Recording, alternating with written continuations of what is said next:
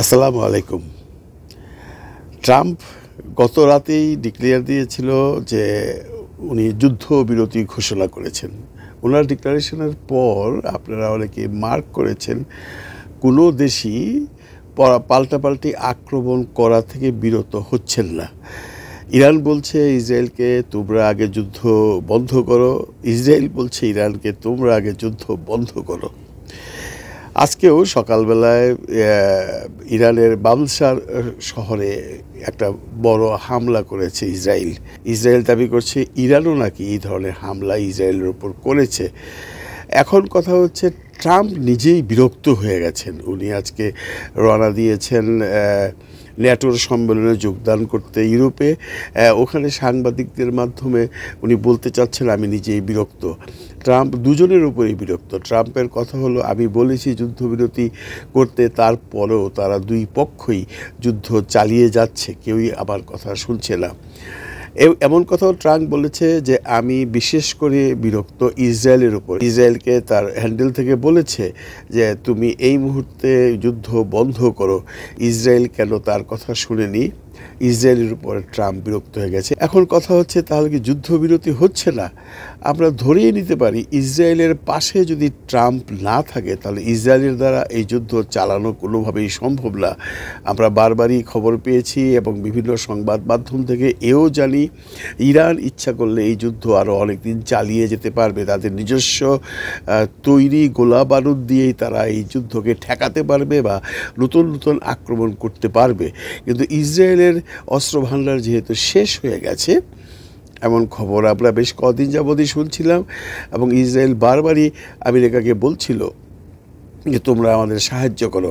Iran কিন্তু কাউকে সাহায্য চায়নি। ইরান একমাত্র রাশিয়াতে কথা বলেছে, এছাড়া কারো কাছে সে ওপেনলি কোনো রকম সাহায্য চায়নি। তার মানে ইরান আগেও বলেছে যে তাদের কাছে যে অস্ত্র ভাণ্ডার আছে তাতে আরও 30 দিন তারা যুদ্ধ চালিয়ে যেতে পারবে। তাহলে ইসরায়েলের শক্তিটা আসছে কোত্থেকে? এখানে কি কোনো গেম খেলা হচ্ছে? অনেকেই বলছেন এটাও ট্রাম্পের একটা চাল। যদি গেমই খেলা না হয়ে থাকে তাহলে ট্রাম্প যেহেতু ইসরায়েলের প্রধান সমর্থক এবং ইসরায়েলকে যদি ট্রাম্প সাহায্য না করে তাহলে ইসরায়েলের দ্বারা যুদ্ধ চালানো কোনোভাবেই সম্ভব না। আমরা একটা জিনিস বারবারই লক্ষ্য করেছি, ট্রাম্প বিভিন্ন চাপে বিভিন্ন সময় বিভিন্ন ধরনের কথা বলছেন।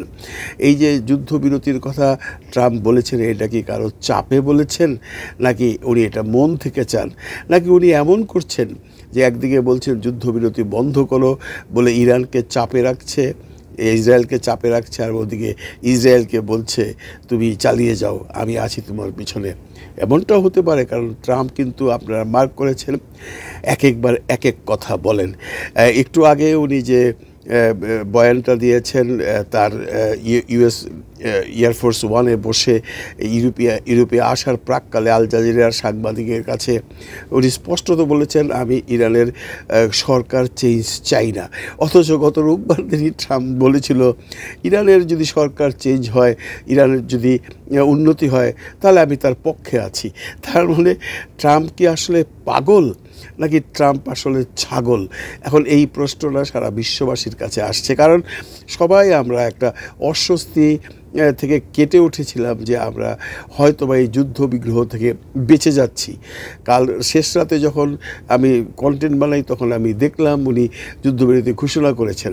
স্বভাবতই সকাল থেকে যুদ্ধ থেমে যাবার কথা, কিন্তু যুদ্ধ থামেনি। দুই পক্ষই উপর্যুপরি হামলা করছে। আজকে বাবলাসারে যে আক্রমণটা করেছে এটা ছিল অপ্রত্যাশিত। ইরান কোথায় আক্রমণ করেছে এখন পর্যন্ত কোনো প্রমাণাদি পাওয়া যায়নি, কারণ আমরা এটা আগেও বলেছি যে ইসরায়েলের কোথাও আক্রমণ হলে এবং ইসরায়েলের কোথাও ক্ষয়ক্ষতি হলে সেটা ইসরায়েল গোপন রাখে। ইরান আজকে ডিক্লেয়ার দিয়েছে তার এই যুদ্ধে প্রায় 600 নিহত হয়েছে এবং প্রায় 14,000-এর মতো মানুষ আহত হয়েছেন। ইরান আগে বলেছিল 400, আজকে ডিক্লারেশনে 600। কিন্তু বন্ধুরা আপনারা খোঁজ নিয়ে দেখবেন ইসরায়েল কিন্তু তাদের মৃতের সংখ্যা বা আহতের সংখ্যা পরিষ্কারভাবে বলে না, তারা অনেক কিছু গোপন করে। যদিও আমরা জানি ইরানের তুলনায় ইসরায়েলে ক্যাজুয়ালিটির সংখ্যা কম ছিল, কারণ তারা সাবধানী ছিল এবং তারা সবসময় সাইরেন বাজবার পর আকাশপথে আক্রমণের সম্ভাবনা থাকবার সাথে সাথে তাদের জনগণকে বাংকারে নিয়ে যেত। এই অত্যাধুনিক ব্যবস্থাটা ইসরায়েলে ছিল বলে তাদের ক্যাজুয়ালিটি কম হয়েছে, কিন্তু কত কম হয়েছে, কত মানুষ মারা গেছে এই খবর কিন্তু আমরা কেউ এখনও পাইনি। এনিওয়ে, আমরা এখন আশা করছি ট্রাম্পের শেষ বার্তাটা শুনবে ইসরায়েল এবং ইরান।